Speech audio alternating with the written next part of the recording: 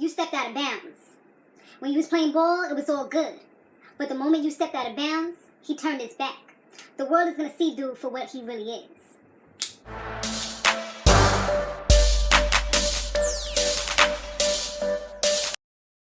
Hey, what's up? What's going on? You have now tuned in to my Love and Hip Hop Atlanta recap. Guys, be sure to subscribe if you haven't yet done so, and share this video wherever you like to share a video. Alright guys, so this was a pretty juicy episode, right? I pretty much could say so, alright? I mean, I feel like this was pretty damn juicy, honey. Let me see if I got any shout outs here. Okay, so real quick shout outs to Purple Haze, who said Kirk was trying to play the whole situation just like it wasn't a big deal that someone is claiming to have a baby by him. I know, right? Dude was like, he had some face like he didn't know what she was talking about. Like, dude, they had mad memes all around Instagram and Twitter with these stupid faces that he was doing, and I was living for them. And Mr. Big D 1152 was like, I see you, young Dro, rubbing up on Joseline's belly by the pool. Laugh out loud. Great review. You had me cracking up some more. Thank you. And yeah, young Dro was all like rubbing up her belly like he the baby daddy. I'm like, you doing too much for somebody who's just, he's saying he's just a friend. Y'all remember that song? Who was that? Mario, right? Whatever happened to him? There's so many artists that you say, whatever happened to? Alright, so doesn't this dude kind of have like, he has one of those voices like, this new dude, Rod. He has one of those voices kind of like the dude that Carly Red was talking to before. Y'all know who I'm talking about. Life Jennings. He got that kind of voice where it's like, just real smooth. Like, they trying to tell you something about life. And they trying to tell you what you need to do in order to survive out there in the cold world. Like, even when he talks to Jasmine, it just sounds like he's like a big brother or something, as opposed to her boyfriend or her boo thing or her best man or whatever, you know, whatever they want to call them nowadays. So anyways, Joseline and Stevie J, they have a meeting like we saw where he was just coming down, sitting down like slow motion, like the boss just walked in and he was sitting down on that chair. So she says that they've been together almost 6 years. He's like, yeah, almost. And she gave him the paternity papers because she just feels like he's not going to be there for her. And she was like that she was hurt. And he said that he was hurt because she running all around town taking pictures with all these dudes. Like, what is he supposed to expect? Or what is he supposed to believe? You know what I mean? And Joseline, she ends up later on, like, I guess they rekindle things. Yo, this girl, she's good. I don't know if it's a Scorpio thing or what it is, but she got him. She's like this. She's the puppet master because she knows how to get, you know, into him, like into this part of him. And, you know, despite all the nastiness, she's good with taking all the nasty. See, me, I can't deal with the Scorpio man because I'm sorry, but I can't deal with the nasty to get to the good. Because I know there's good there, but you got to get through that nasty when they feel some type of way about you. So, yeah, he feels some type of way about her, but I guess seeing her, he kind of had a soft spot, and he started, like, doing saying, like, oh, he's going to do what he has to do type of thing. And, honey child, I've been through this. I felt like, actually, yeah. I felt like I was living this moment right there. Like, I had a situation similar to that, except I wasn't running around with no dude, so I don't know where he got that from. You know what I mean? But it was like, same type of situation. It was so crazy. And I'm like, yo, these Scorpio dudes are serious. But she seems to have gotten into his heart, kind of like, you know, chiseled away some of the hard exterior that was there. And they actually end up like hanging out because later on, Joseline ends up telling what's her name, Melissa, right?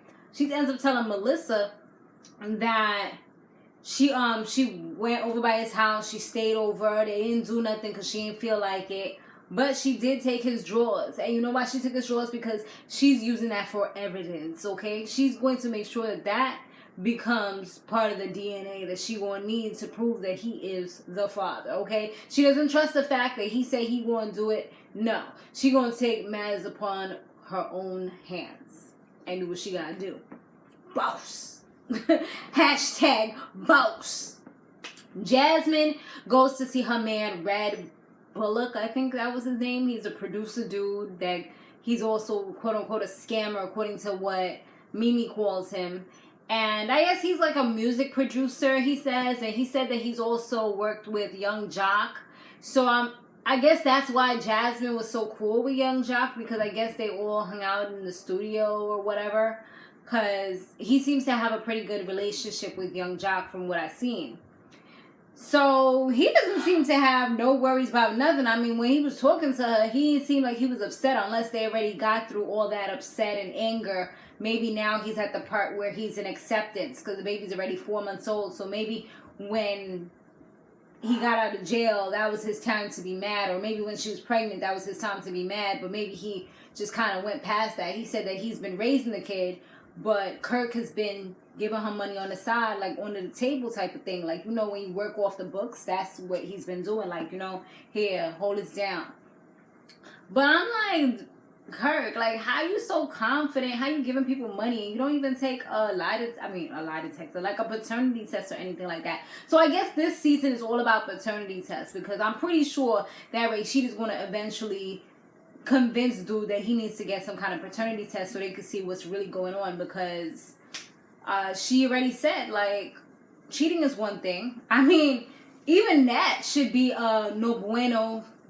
You know, we've been together for 17 years and you gonna cheat on me, bro? I mean, I understand maybe once, okay, maybe you let that slide. Even though, like, for me, it's, I don't know. I hold grudges and all kind of stuff, so it probably wouldn't be a good situation if I was to take you back. But, yeah. And so, he did it once.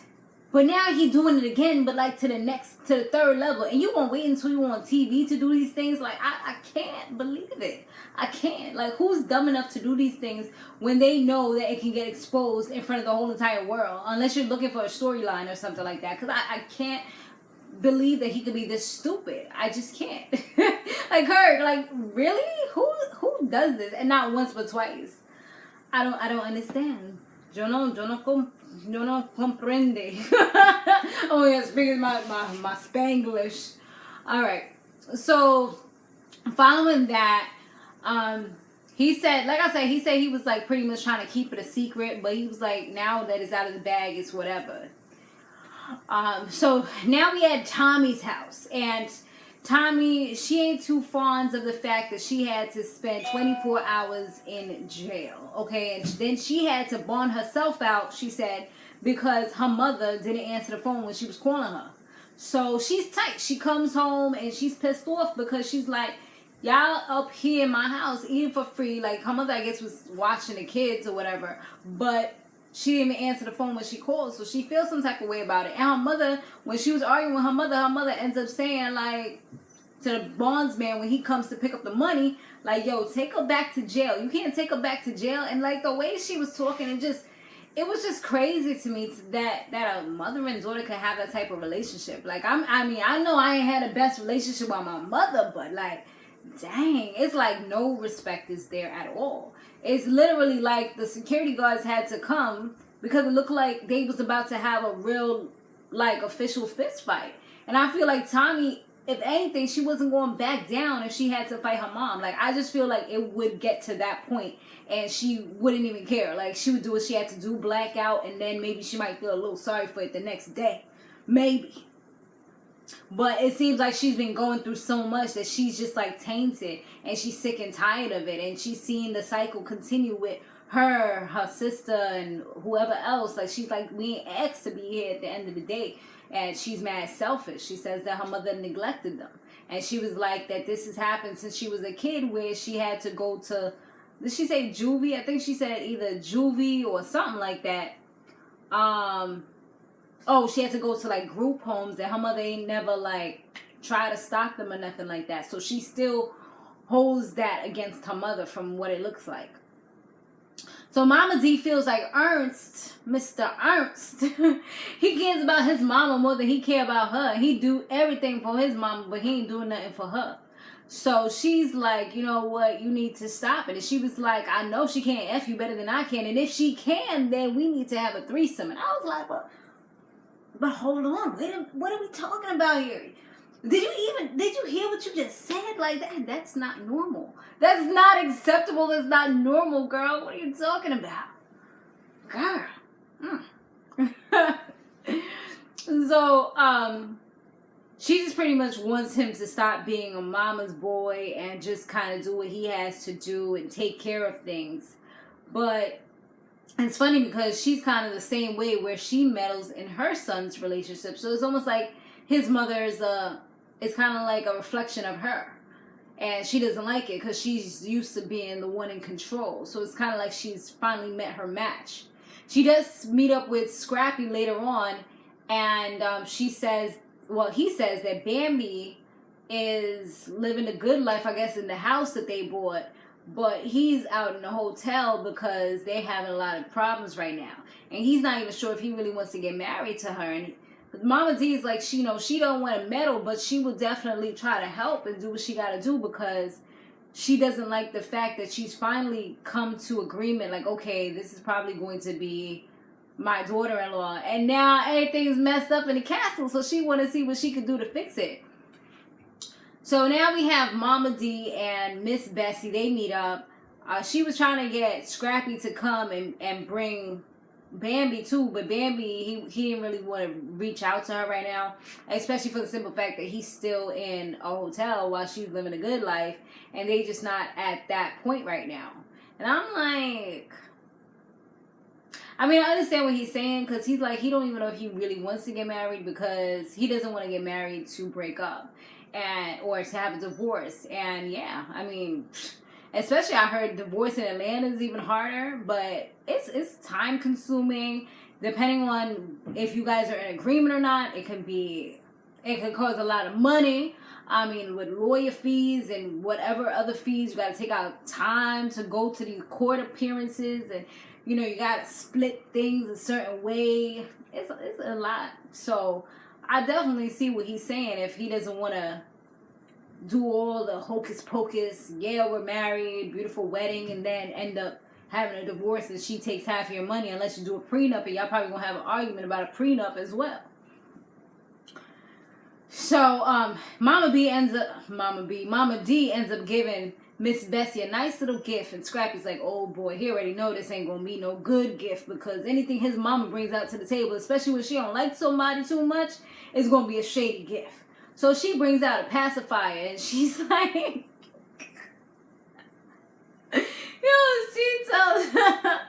she brings out a pacifier for the mom, for Ernst, and then she brings out a little baby one of those, I don't even know what the hell they call, like the little undershirts that you snap. And what it said take at gmail.com. I'm like, what? She's doing baby wear now. That's gonna be her next thing, because branding is key. So Jasmine tells Carly Red that she tells all about her and the Kirk saga that she got going on.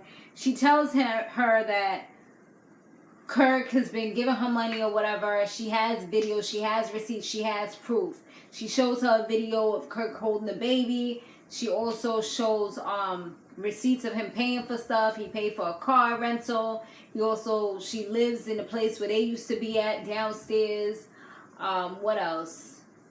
It's like a whole bunch of stuff that he's doing. Like, I think she even said or mentioned daddy in front of him, and he wasn't in denial. He didn't say no or nothing. So that's like proof right there. And he was holding the baby and stuff like that. And she said on top of that, she's hung out with him and family members of him, as well as their child Carter. So it's like next level mistress behavior. Like, seriously, like, this is like official. And it's crazy that, I mean, the one thing that I could say about a lot of family is that they're loyal to a fault. And even if they knew about this, why would they tell Rashida? I mean, just because they're cool with her, they're not blood. And blood always runs thicker than water.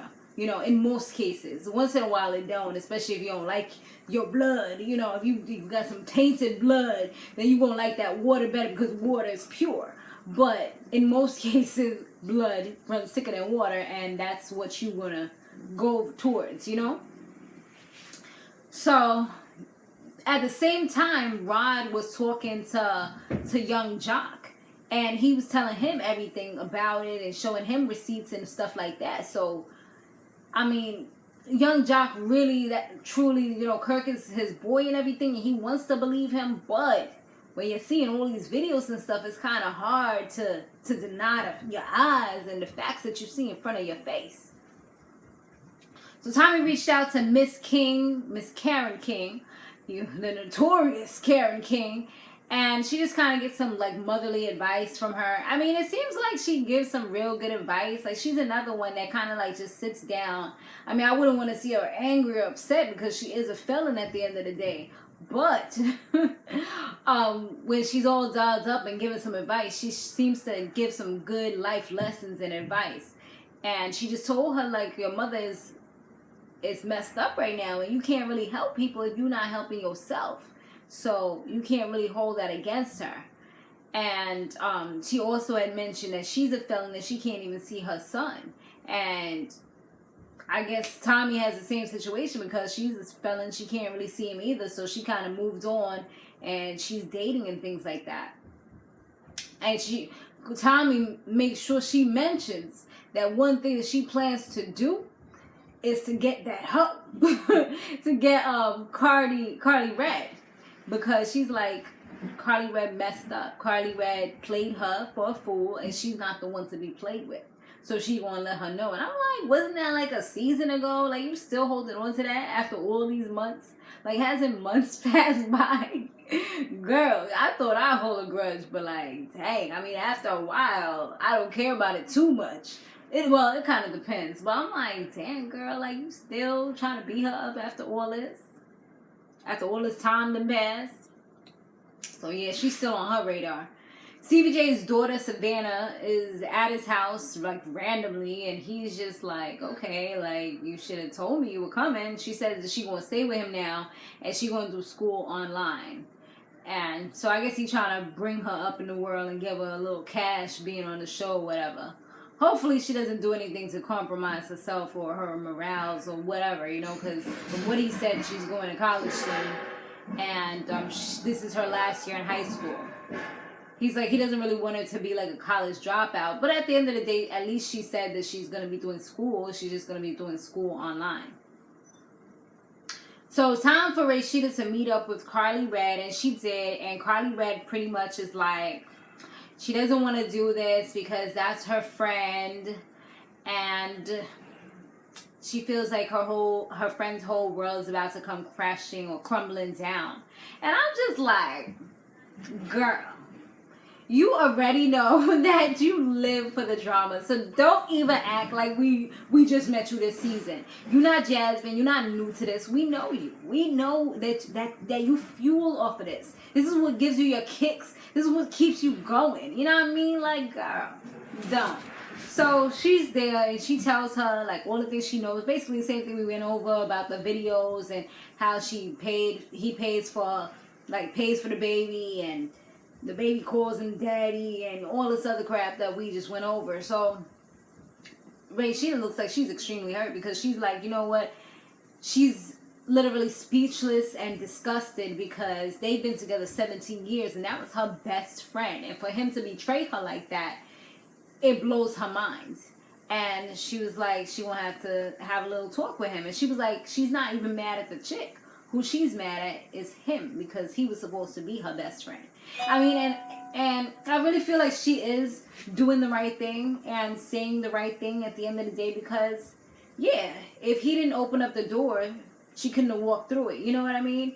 And that's who you're supposed to be mad at. You're supposed to be mad at him because it's either a yes or no. Either you may enter or you may not. And I highly doubt that anybody put a gun to his head and said, you have to have sex with me or else. You have to bust in me or else. You know what I mean? I mean, he is the master of slip ups, so I guess it wasn't that easy to get his child or to get his sperm. I mean, girls out there's probably lining up to be able to hop on it real quick because they know that he's the master of slip up. Isn't that what happened with him and Rashida when they had their last child? She wasn't expecting a kid, and he's like, "Oh, I pull out."